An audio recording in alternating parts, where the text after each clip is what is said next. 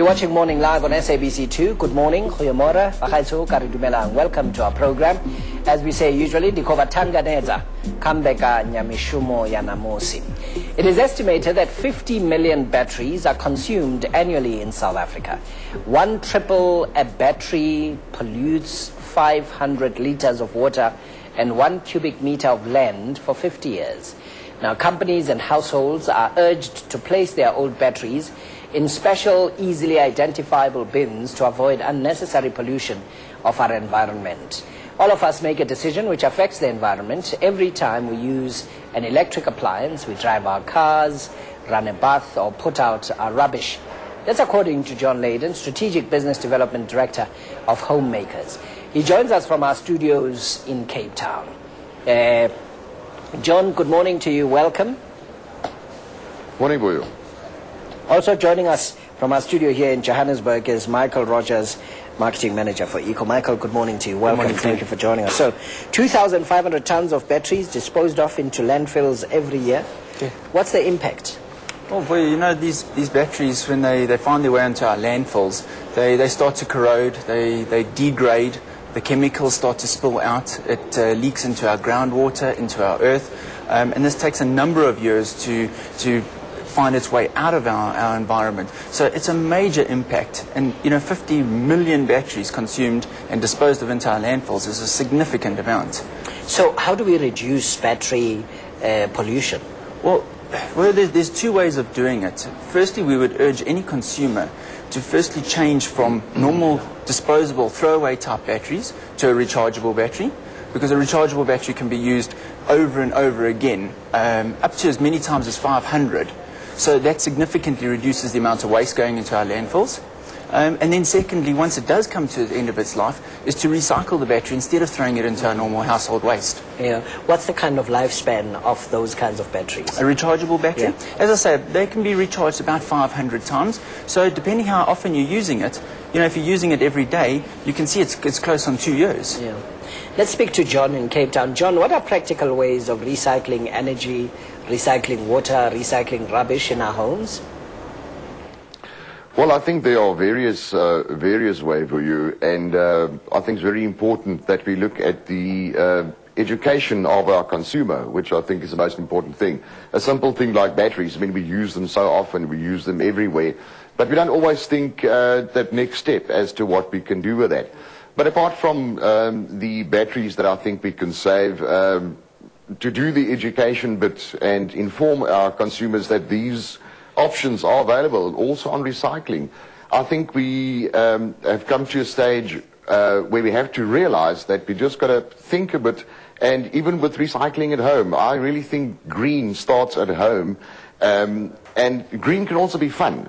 And so if the consumers and people out there in the daily lives and just think a bit further on the saving of the energy, I think really there are fantastic ways and incredible ways that we can do that.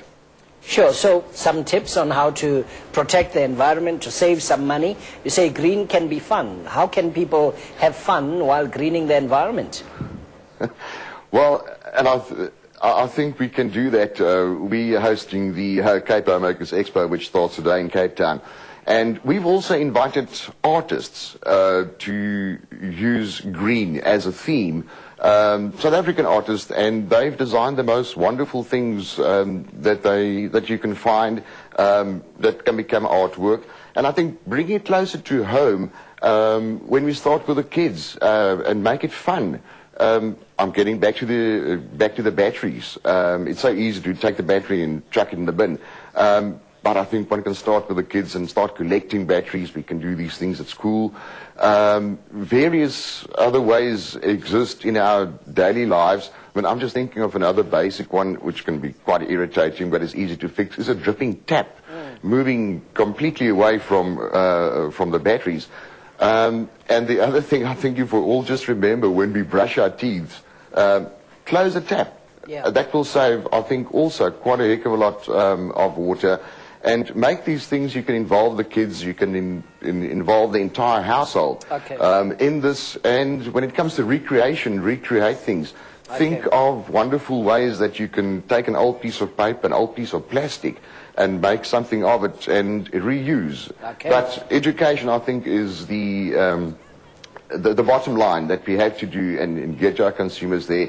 And like the Homemakers Expo, I think we're the absolute fantastic platform where people can do that, as we have this year started a section at the Expo specifically aimed at the consumer, where they can come and have a look in their homes. We are a home improvement exhibition, and find ways of being creative, recycling the various products and get information. Okay, let's bring in Michael again. Michael, you've brought the Eco Panda to deliver a battery recycling bin.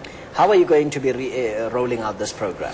Well, at the moment, we've been very fortunate. We've had the major retailers like Pick n Pay and Makro who've allowed us to put these recycle bins into their stores as collection sites.